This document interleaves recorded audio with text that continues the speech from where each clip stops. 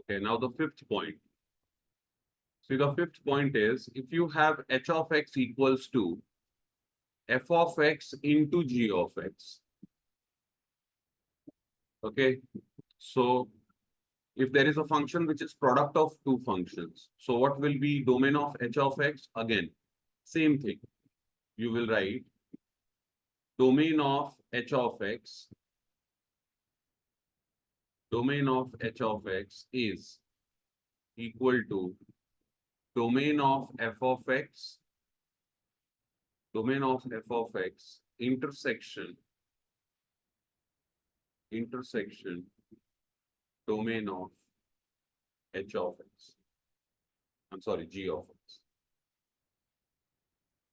इसका डोमेन और इसका डोमेन, दोनों का डोमेन निकालने का और फिर दोनों का जो इंटरसेक्शन होगा वो होगा इसका डोमेन। मतलब क्यों ऐसा? क्योंकि ये क्या है, ये इन दोनों फंक्शन का प्रोडक्ट है। इसके लिए इसका डोमेन निकालने का फिर दोनों का जो कॉमन x होगा वो होगा h ऑफ x का डोमेन। ओके, सिक्स्थ, अगर समझो h ऑफ x जो है वो है f of x upon g of x, तो क्या होगा? Again same, domain of h of x will be again same thing, domain of f of x intersection domain of g of x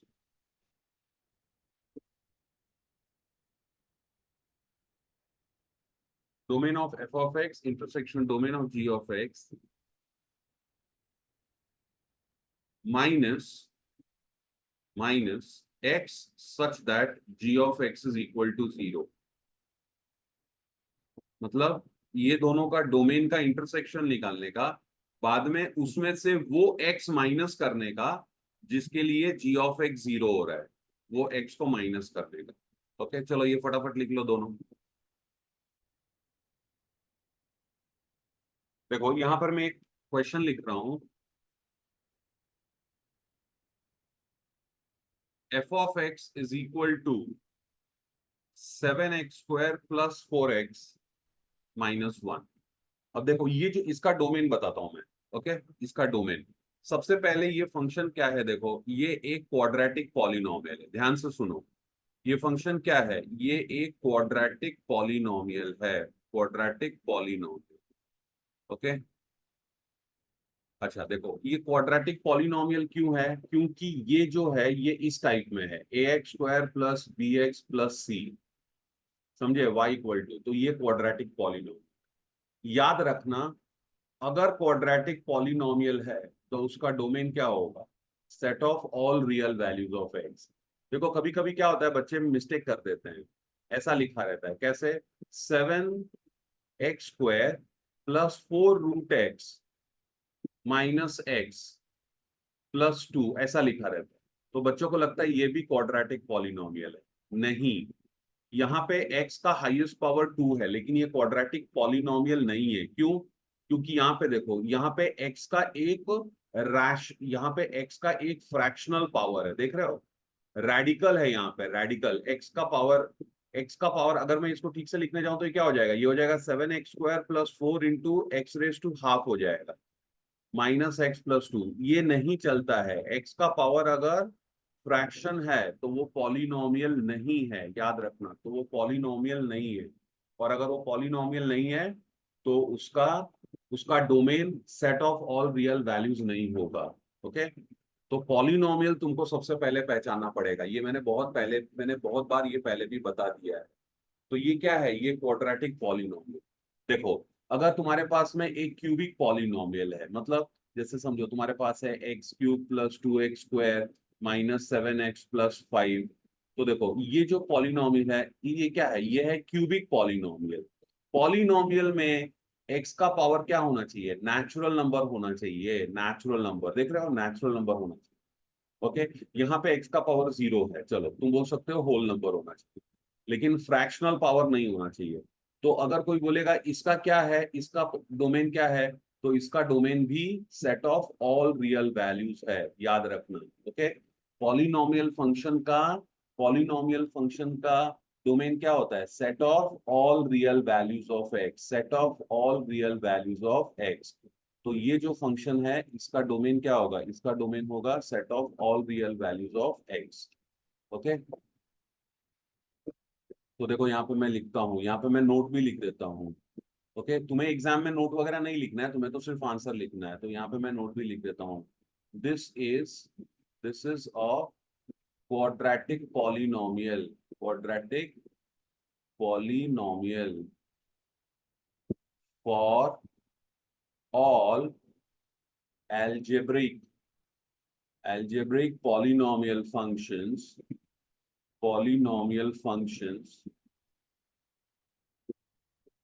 The domain is set of all set of all real values of x. So what is domain? X belongs to R. This is the domain. Come on, copy this.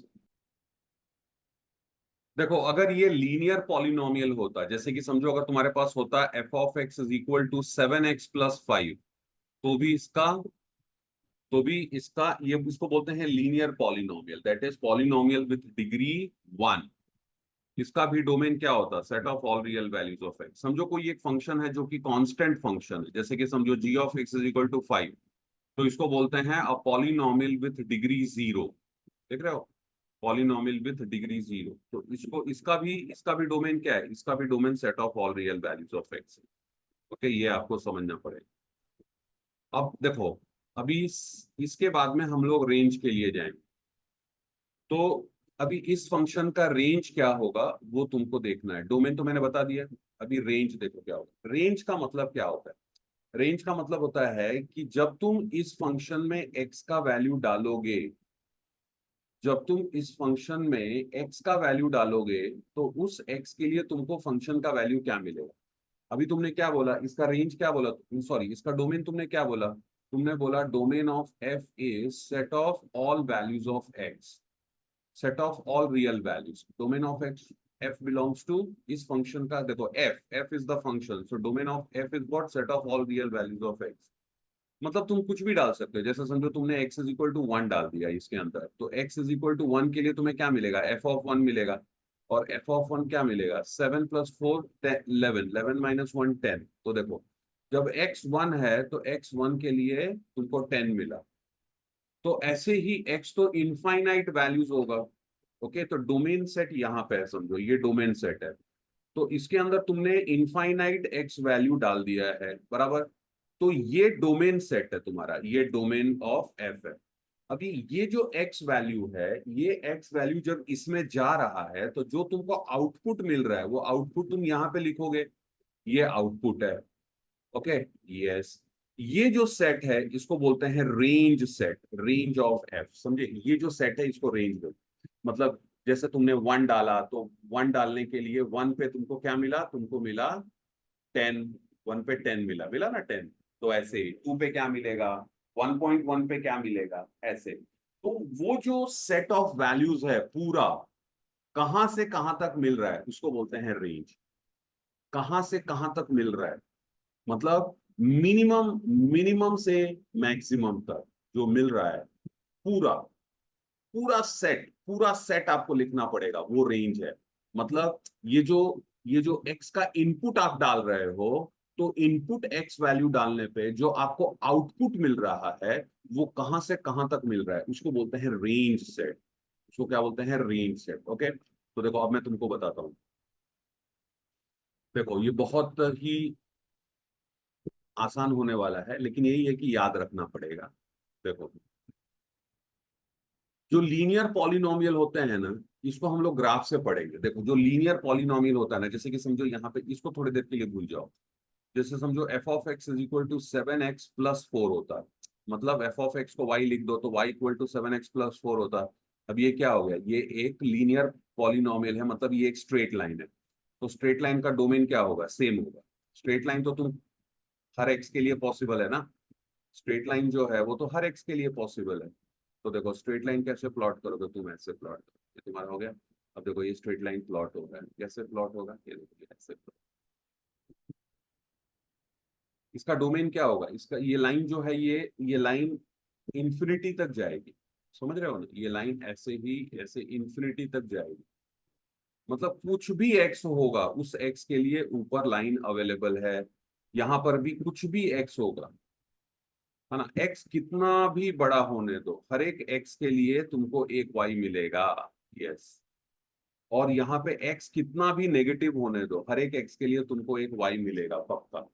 तो इसका domain क्या हो गया,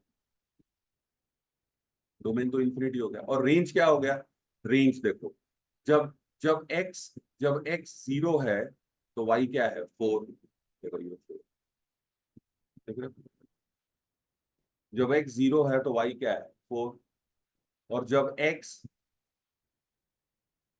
-4/7 है, x का value -4/7 है, तो Y क्या है 0, देखो।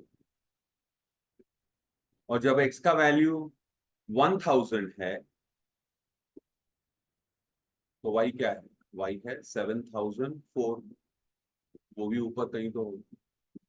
तो रेंज कहां पे दिख रहा है तुमको, रेंज तुमको दिख रहा है वाई एक्सिस पे, ये देखो ये वाई एक्सिस। जो तुम एक्स का वैल्यू जब डालते हो, जब तुम इसके अंदर एक्स का वैल्यू डालते हो, जैसे एक्स तुमने डाला -3, तो एक्स -3 डालने पे तुमको क्या मिला, -21 + 4, दैट इज -70। तो जब तुमने एक्स -3 डाला, एक्स तुमने जब -3 डाला, तो तुमको क्या मिला, तुमको मिला -17। तो देखो ये तुम्हारा रेंज का एक नंबर है। तो रेंज कहां से कहां तक है, सोचने वाली बात है। रेंज जो है वो भी इंफिनिटी तक जाएगा, रेंज जो है वो भी इंफिनिटी तक जाएगा।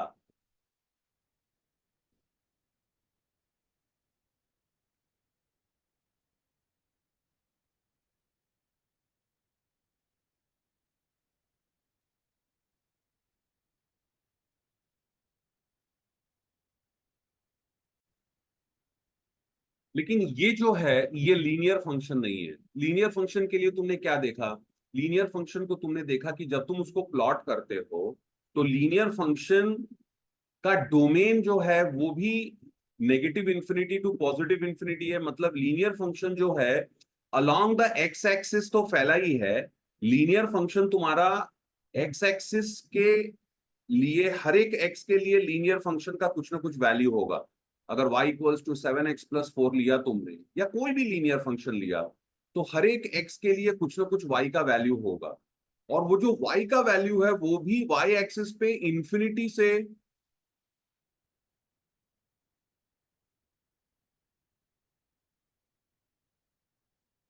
उससे कुछ हो गया लगता है।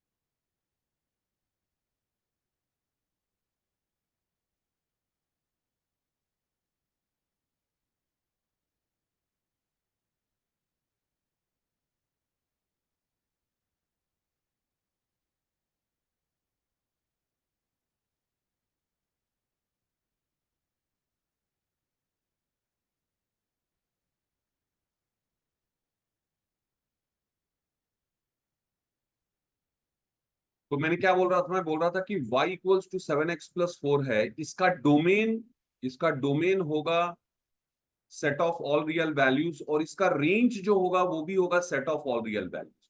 क्योंकि कुछ भी x डालोगे तो कुछ ना कुछ तो y मिलेगा ही, और y जो है वो भी पॉजिटिव इंफिनिटी, y जो है वो भी पॉजिटिव इंफिनिटी से नेगेटिव इंफिनिटी तक मिलेगा। याद रखना, किसी भी फंक्शन के डोमेन के लिए तुमको उस फंक्शन के ग्राफ पर एक्स एक्सिस देखना होता है, और किसी भी फंक्शन के रेंज के लिए तुम्हें उस फंक्शन के ग्राफ पर वाई एक्सिस को देखना होता है। ये तुम्हें याद रखना पड़ेगा। अगर मेरे पास कोई फंक्शन है और उस फंक्शन को मैंने प्लॉट किया, समझो कि मैंने उस फंक्शन को प्लॉट किया, देखो ये फंक्शन का प्लॉट है और ये दोनों तरफ एरो, तो इसका डोमेन के लिए मुझे क्या देखना पड़ेगा, इसके डोमेन के लिए मुझे एक्स को देखना पड़ेगा, एक्स एक्सिस को। तो देखो एक्स एक्सिस को देखूंगा तो मुझे क्या समझ में आता है, मुझे ये समझ में आता है कि ये जो फंक्शन है ये हर एक एक्स के लिए डिफाइन है, ऐसे जा रहा है ना ये, तो मतलब ये जहां तक जाएगा वहां तक हर एक्स के लिए कुछ ना कुछ ये फंक्शन डिफाइन है। तो इसका डोमेन क्या हो गया, रियल, और यही लीनियर फंक्शन है। और इसके रेंज के लिए मुझे क्या देखना पड़ेगा, इसके रेंज के लिए मुझे वाई देखना पड़ेगा, देखो। और मुझे क्या दिख रहा है कि हर एक्स के लिए कुछ ना कुछ वाई वैल्यू है, देख रहे हो, वाई वैल्यू भी है, वाई वैल्यू भी है, देखो। हर एक्स के लिए कुछ ना कुछ वाई वैल्यू भी है, तो ये जो वाई वैल्यू है ये भी तो इंफिनिटी तक आएगा। और ये देखो यहाँ पर भी ये वाई वैल्यू जो है ये भी तो नेगेटिव इंफिनिटी तक जाएगा। तो इसका रेंज क्या है, इसका रेंज भी पॉजिटिव इंफिनिटी से नेगेटिव इंफिनिटी है, किसका, अगर ये एक लीनियर फंक्शन है तो। लेकिन यहाँ पे जो हमारे सामने फंक्शन दिख रहा है वो लीनियर फंक्शन नहीं है, वो क्या है, वो एक क्वाड्रेटिक फंक्शन है। अब याद रखना क्वाड्रेटिक फंक्शन का जो रेंज है वो ऐसा नहीं होता है। क्यों, क्योंकि जो क्वाड्रेटिक फंक्शन का तुम ग्राफ बनाओगे, तो देखो क्वाड्रेटिक फंक्शन का ग्राफ जो होता है वो पैराबोला होता है। और वो पैराबोला दो तरह का हो सकता है, या तो वो अपवर्ड ओपनिंग पैराबोला होगा इस तरह का, या तो वो डाउनवर्ड ओपनिंग पैराबोला होगा इस तरह का। अब ये कैसे पता चलेगा, ये तुम्हें समझना पड़ेगा। देखो कोई भी एक पॉलिनोमियल फंक्शन जो होता है वो होता है y equal to a x square plus b x plus c, इस टाइप में। अगर a का वैल्यू ग्रेटर देन जीरो है, याद रखना, अगर a का वैल्यू ग्रेटर देन जीरो है तो वो अपवर्ड ओपनिंग पैराबोला है, ये वाला, ये। ओके, अगर ग्रेटर देन जीरो है तो वो अपवर्ड ओपनिंग पैराबोला है। और देखो अगर a का वैल्यू लेस देन जीरो है, लेस देन जीरो नेगेटिव है, तो वो ये पैराबोला, डाउनवर्ड ओपनिंग पैराबोला। तो तुम्हें समझ में आ गया कि ये जो फंक्शन दिया है ये क्या होगा, ये अपवर्ड ओपनिंग पैराबोला है, ये अपवर्ड ओपनिंग पैराबोला है, ठीक है। अब सुनो, मैंने अभी क्या कहा, रेंज के लिए कहा। तो रेंज के लिए मैंने क्या कहा था, डोमेन के लिए मैंने कहा था हमेशा एक्स एक्सिस देखना होता है। डोमेन के लिए मैंने कहा था हमेशा एक्स एक्सिस देखना होता है, और रेंज के लिए मैंने कहा था वाई एक्सिस देखना होता है। तो चलो हमारा ये जो पैराबोला है ये वाला, ये कौन सा है, ये अपवर्ड ओपनिंग पैराबोला है, मतलब ये कुछ इस तरह का पैराबोला है, ठीक है, इस तरह का। अभी इसका एक्स एक्सिस देखो, एक्स एक्सिस से क्या मिलेगा, डोमेन। तुमको क्या देखने को मिल रहा है, ये जो फंक्शन है ये हर एक एक्स पे डिफाइन है, दिख रहा है, देखो हर एक एक्स पे डिफाइन है। और ये ऐसे ही जाएगा, तो ये हर एक्स पे डिफाइन है इंफिनिटी तक, दिख रहे हो ना। और यहाँ पे भी ये हर एक एक्स पे डिफाइन है, ये हर एक एक्स पे डिफाइन है इस तरह से, नेगेटिव इन्फिनिटी तक। तो इसका डोमेन क्या है, positive infinity to negative infinity. लेकिन इसका रेंज देखो, रेंज के लिए मैंने क्या कहा था, वाई एक्सिस देखना पड़ेगा। तो जब तुम वाई एक्सिस देखोगे तो तुम्हें क्या पता चलेगा, देखो तुम पता चलेगा कि इस फंक्शन का एक मिनिमम वैल्यू होगा, देख रहे हो, और उसके बाद में हर एक वाई का वैल्यू होगा रेंज में। ओके, तो अपने को ये जो पॉइंट है ना, इस पॉइंट का वाई कोऑर्डिनेट निकालना पड़ेगा, कौन से पॉइंट का, वर्टेक्स का। ये जो वर्टेक्स है इस वर्टेक्स का अपने को वाई कोऑर्डिनेट निकालना पड़ेगा, इस वर्टेक्स का वाई कोऑर्डिनेट निकालना पड़ेगा। क्यों, क्योंकि ये जो वाई कोऑर्डिनेट है वही ये नंबर होगा, ये नंबर। इस पॉइंट का समझो, ये पॉइंट तुम्हारा, ये पॉइंट तुम्हारा समझो ये पॉइंट तुम्हारा वी है, वी। ओके, तो वी का जो वाई कोऑर्डिनेट होगा, वी का जो वाई कोऑर्डिनेट होगा, एक्स कोऑर्डिनेट नहीं, एक्स कोऑर्डिनेट तो ये नंबर होगा। ओके, जो वाई कोऑर्डिनेट होगा वो ये नंबर होगा, समझो ये एच कॉमा के है, तो ये जो के है वो इधर है, और ये जो के है यही तुम्हारा मिनिमम वैल्यू होगा रेंज का, ये तुम्हारा मिनिमम वैल्यू होगा रेंज का। तो तुम्हारा इस फंक्शन का रेंज क्या आएगा, इस फंक्शन का रेंज आएगा क्लोज इंटरवल के टू इंफिनिटी। कहां से, क्लोज इंटरवल मतलब के से लेके ऊपर, के से स्टार्ट करके ऊपर तक इंफिनिटी तक जाना है, के से स्टार्ट करके ऊपर इंफिनिटी तक जाना है। तो ये के क्या होगा समझ लो, ये मैं बता रहा हूं, देखो y equal to a x square plus b x plus c में, y equal to a x square plus b x plus c जो फंक्शन होता है उसमें वर्टेक्स का जो कोऑर्डिनेट्स होता है वो होता है -b/2a, comma -d/4a, -b/2a, comma -d/4a। मतलब ये जो k है ना, k क्या है, -d/4a। d क्या है, d is b² - 4ac, d is b² - 4ac। Okay, तो देखो अब मैं यहाँ पे कैलकुलेट करता हूँ, ध्यान से देखना, कहाँ पे इसके लिए कैलकुलेट करता हूँ। देखो इसमें a का वैल्यू क्या है, उसमें ए का वैल्यू है 7, ए का वैल्यू 7 है, ओके, बी क्या है 4, और सी क्या है, सी है -1। तो चलो सबसे पहले डी कैलकुलेट कर लो। देखो अपने को एक्स कोऑर्डिनेट नहीं चाहिए, अपने को सिर्फ वाई कोऑर्डिनेट चाहिए, ठीक है ना। तो चलो इसका डी कैलकुलेट करो। डी क्या होगा इसका, इस वाले फंक्शन का डी क्या होगा, इस वाले फंक्शन का डी होगा, ओके,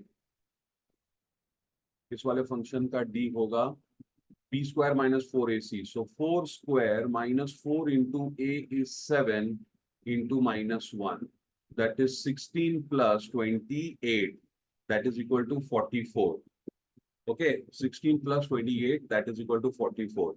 तो ये डी हो गया। तो इसका देखो ये जो है ना ये 44 है, यहाँ पे 44 है, ओके, और 44 के ऊपर सब आएगा, क्यों, क्योंकि ये अपवर्ड ओपनिंग है, ये अपवर्ड ओपनिंग पैराबोला है ना, ये अपवर्ड ओपनिंग पैराबोला है। तो 44 के ऊपर सब आएगा, और ये हो गया तुम्हारा, इसका रेंज क्या होगा, range of f is, domain तो मैंने बताया क्योंकि क्वाड्रेटिक है, तो domain is all real set, all real values of x. Range क्या होगा, range belongs to closed interval 44 to infinity, okay. चलो इसको लिख लो।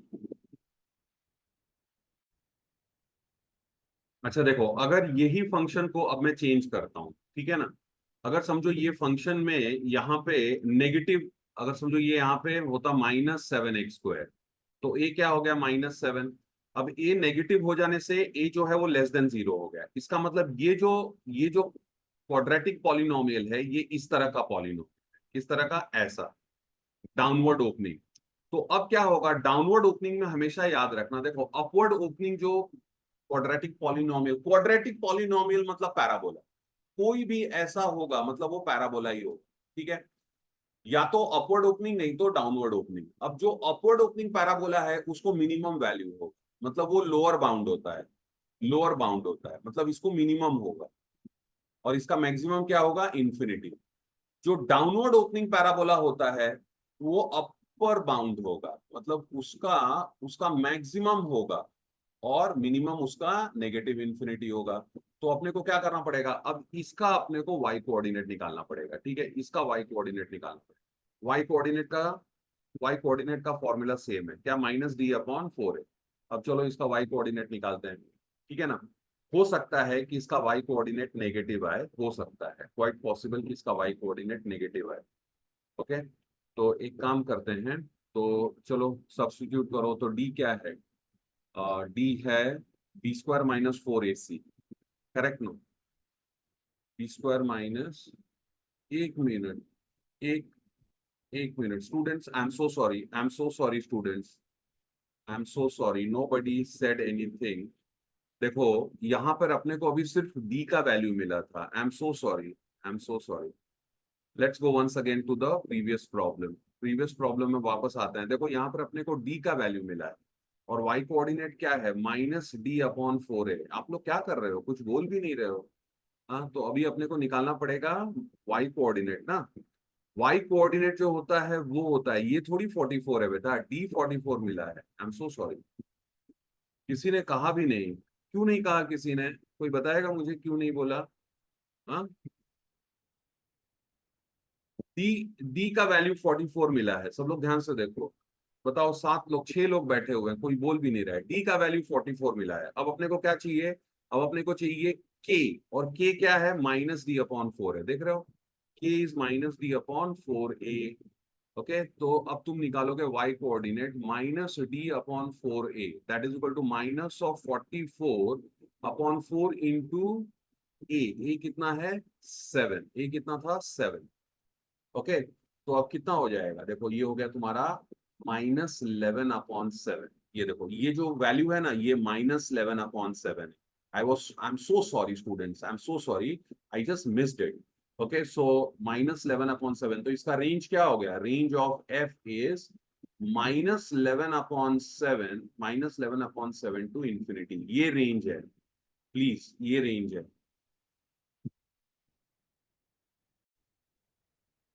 अगर समझो ये जो वैल्यू है ये वैल्यू नेगेटिव होता, ए जो होता -7 होता, तो क्या होता, -7 मतलब कि वो पैराबोला डाउनवर्ड ओपनिंग पैराबोला होता, ऐसा होता, ठीक है ना।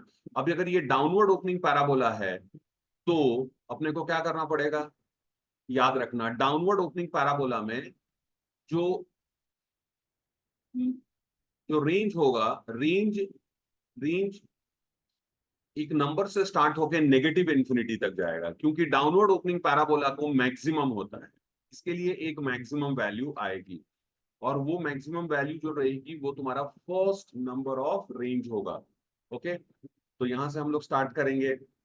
ओके, तो इसका क्या होगा रेंज, देखो इसको वापस, ये तुम्हारा ये पॉइंट है, इस पॉइंट का तुम्हें एच कॉमा के निकालना पड़ेगा, और के का वैल्यू मैंने क्या बोला, के का वैल्यू मैंने बोला -d/4a, कोऑर्डिनेट्स वही होते हैं, तो यहां से निकालो चलो डी का वैल्यू। डी यहाँ पे क्या मिलेगा, डी मिलेगा b² - 4ac, b², b कितना है 4, 4² -4 इंटू ए कितना है -7, सी कितना है -1, तो ये कितना हो जाएगा 16, 16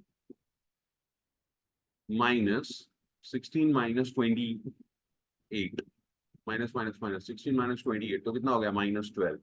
ओके, डी हो गया -12। ठीक है, तो अपने को क्या चाहिए, अपने को चाहिए के इज मतलब y coordinate, that is -d/4a। Okay, तो ये कितना हो जाएगा, माइनस डी तुम्हारा नेगेटिव है, तो -12/4a, 4 इंटू ए कितना है 7। ठीक है ना, तो ये माइनस माइनस प्लस हो गया, तो यहाँ पे मिला तुम्हें क्या 3, 4 3 12, सो 3/7। देख रहे हो ये नंबर तुम्हारा कितना है 3/7 है।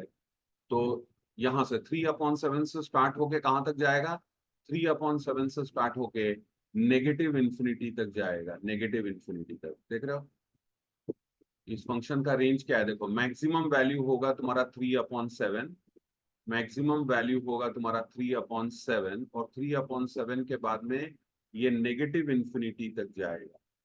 इस वाले पैराबोला में क्या था, पॉजिटिव इन्फिनिटी तक गया था, यहाँ पे नेगेटिव, क्यों, क्योंकि ये नीचे जा रहा है पैराबोला। ठीक है ना, तो इसका रेंज क्या लिखेंगे हम लोग, अगर फंक्शन ऐसा होता तो हम लोग लिखते range of f belongs to -infinity to 3/7 close, इस तरह से।